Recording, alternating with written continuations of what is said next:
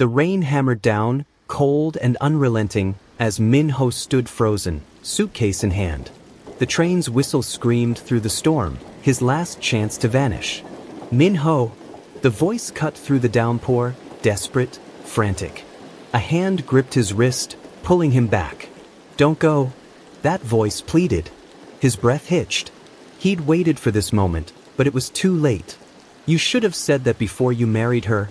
Min-ho muttered, the words sharp with years of quiet longing and regret. The train's whistle blared again. Min-ho wrenched free and disappeared into the storm, not looking back. The bus groaned to a stop, and Min-ho stepped out, adjusting the strap of his backpack as he inhaled the sharp tang of salt and earth. It was a small town, a stark contrast to the thick, polluted air of Seoul. His father's work had dragged them here, and Min-ho didn't complain. What was the point? No matter where they went, life never really changed. It was his first day at the new school. The classroom was alive with chatter when he walked in. Heads turned, but it wasn't much, just a few muttered greetings, nothing personal. That was fine. He preferred it that way. "Everyone, we have a new student," the teacher called, clapping for attention. "This is Lee Min-ho." More murmurs. Most didn't care. Then came the shout. "New kid." A voice broke through the noise. Min-ho turned to see a boy waving wildly from the middle of the room, a grin stretching from ear to ear. "Sit here." The boy's voice was filled with energy, impossible to ignore. Before Min-ho could even process it, the boy was already pulling him into a seat beside him. "I'm Ji-soo," the boy grinned, his eyes sparkling mischievously. "You look lost." "Don't worry, I'll take care of you." Min-ho blinked, slightly taken aback. He wasn't used to this. Who is this guy? By lunchtime, Ji-soo had already become a permanent fixture in Min-ho's day. Loud, bright, and utterly unbothered by anyone else's indifference, Ji-soo somehow made it impossible for Min-ho to stay in the background. His world too chaotic, too bright, too full of noise. And somehow, Min-ho didn't mind it. Weeks passed, and Min-ho got used to it. The new school, the city, Ji-soo's relentless energy. One afternoon, after class, Ji-soo slung an arm around Min-ho's shoulders, grinning like he'd just won something. "Okay, I've decided. You're coming over today." Ji-soo's voice was decisive, leaving no room for argument. "Come on, my house is huge, and my parents are never home. It'll just be me." Min-ho hesitated. He wasn't the type to get invited anywhere, much less to someone's house. But something about Ji-soo's grin made it hard to say no. "Fine," Min-ho muttered, not expecting the victorious fist pump that followed. "No takebacks. I'm calling your mom."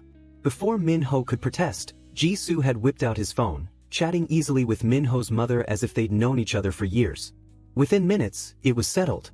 Min-ho was staying the night. Ji-soo's house was grand, bigger than anything Min-ho had imagined.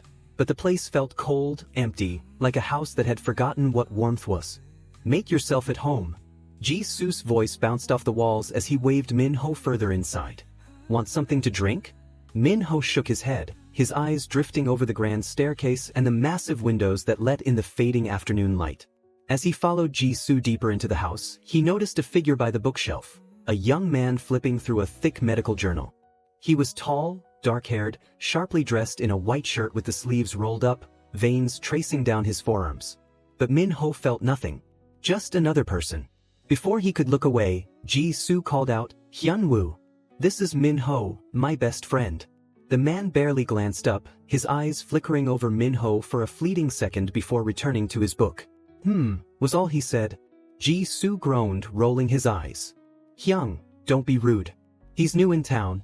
Hyun-woo sighed, closing his book with deliberate slowness. He turned to face them, his gaze lingering on Min-ho just a moment longer than necessary. "Nice to meet you," he said flatly, then walked past them without another word. Min-ho exhaled, his shoulders stiffening. Ji-soo leaned in, his voice dropping to a conspiratorial whisper. "He's always like that. Cold as ice. But don't be fooled, my brother's actually a doctor. Super smart, but no social skills." "A doctor?" Min-ho hadn't expected that. Still, it didn't matter. Hyun-woo was just another stranger. Later, in Ji-soo's room, the walls were plastered with posters of bands and basketball players. The chaos of colors and clutter felt more alive than the rest of the house. Jisoo flopped onto his bed, tossing a pillow at Minho. "You're not just visiting, you're staying. My brother won't come out of his room anyway, so it's like this is your house too." Minho chuckled, the tension in his chest easing slightly. They spent the evening playing video games, laughing over dumb jokes, and snacking on instant ramen Jisoo had proudly made himself. That night, long after Jisoo had fallen asleep, Minho awoke, his throat dry. He tiptoed out of the room, careful not to wake his friend, and padded down the dark hallway toward the kitchen. The house was eerily silent, save for the low hum of the refrigerator. He turned the corner, only to collide with something solid. Or rather, someone. A hand shot out, gripping his wrist to steady him. Minho looked up, and there, in the dim light, stood Hyunwoo, his unreadable eyes locked onto Minho's.